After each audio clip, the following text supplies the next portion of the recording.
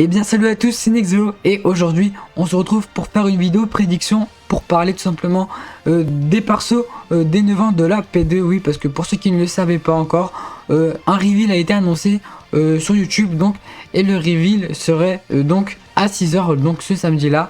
Ça c'est vraiment bien qu'il ait fait pendant les vacances, enfin en tout cas pour la zone C, parce que moi ouais, je suis dans le nord, donc voilà, je suis en vacances à partir de cette fin de semaine.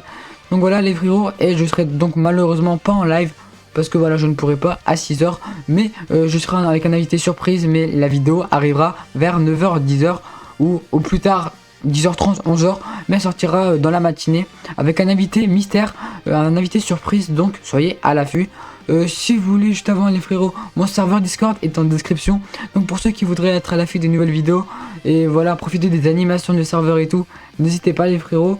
Et sur ce, et ben voilà, on va pouvoir passer à la vidéo.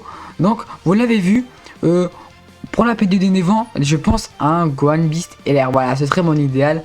Même si en vrai, voilà, on a quand même eu un Broly, un extrême. Ça fait depuis les 1 an du jeu qu'il n'y a pas eu de Broly extrême, les frérots d'extrême tout simplement, d'extrême tout court en P1 d'un anniversaire. Mais voilà, je me dis que ça va faire quand même beaucoup qu'un Gohan Beast, parce que Gohan Beast c'est quand même un perso assez hype. Et en vrai, c'est mieux mettre ça en P2 parce que généralement la P2 c'est moins hype, mais pourquoi pas en vrai. Il y a quand même plusieurs signes qui montrent que Gohan Beast pourrait arriver en P2. Mais en vrai, ce serait vraiment un anniversaire de fou, honnêtement. Parce que l'année dernière, je rappelle, on a eu Goku Kai et Gohan DBZ avec sa tenue là. Quand il se transforme en gorille et tout, avec son active skill et tout. Voilà, on va pas se mentir, les cartes ils sont belles, ils sont bien et tout. Enfin, belles, ça dépend, mais ça passe. Mais les persos c'est quand même assez fort et tout, ils sont assez utiles, surtout le Goku Kai. Mais en termes de hype, c'était pas ouf honnêtement. Vraiment, moi je m'en foutais en vrai. Les airdrops d'ailleurs, plein multi, alors que je m'en fichais. Ça c'est drôle d'ailleurs. Mais bref, un Gohan Beast LR, les frérots, moi franchement je dis pas non. Un Gohan Beast LR, la hype elle serait vraiment à son maximum. Et là il y en a qui vont me dire, ouais mais pourquoi Gohan Beast LR, il y a plein d'autres persos et tout. Déjà non, en vrai pour un anniversaire il n'y a pas plein d'autres persos. En vrai quand on y pense, on est quand même au 9 ans du jeu, même s'ils peuvent sortir des what if. Et je rappelle les frérots, tout simplement que on n'a aucun Gohan Beast LR ou même TUR ou ce que tu veux jouable. Et ouais, que disponible sur une active skill. Donc je pense pas les frérots, je pense qu'il y a moyen dans un monde où on a Gohan Beast LR. En vrai franchement ce serait stylé.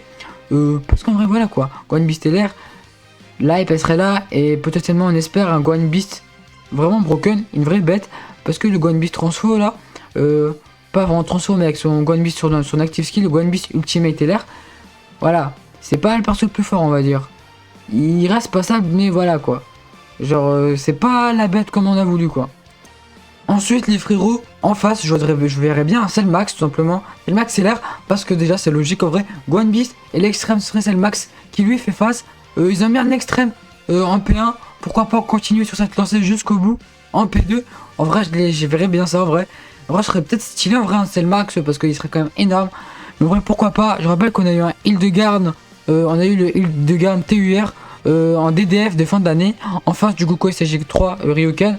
En plus, il y a des bonnes animes. Donc pourquoi pas intégrer également un autre méchant. Tout simplement de grande taille. Donc en vrai, pourquoi pas un Cellmax les frérots. Dites-moi ce que vous en pensez de cette première partie, de cette théorie, de cette proposition de première partie. En fait, ça pourrait être stylé, même si je pense que moi j'invoquerai plus sur Gohan Beast. À part si le portail il est bien sur Cellmax, mais c'est encore rien n'est encore fait. Et en vrai, les animations ils vont jouer énormément, même si je pense que Gohan Beast ils vont se gaver dessus, je pense honnêtement. Parce que depuis les millions de téléchargements, les frérots, ils ont fait des what if pour les deux parties, pour Vegito Blue LR. Et également pour Mirai Gohan LR avec Piccolo et Gohan. Du coup, et même le Makenko Sapo et tout, je vous rappelle. Donc voilà les frérots. En vrai, c'est très stylé. Et donc pourquoi pas les frérots, honnêtement, pourquoi pas. Donc moi, franchement, je dis pas non.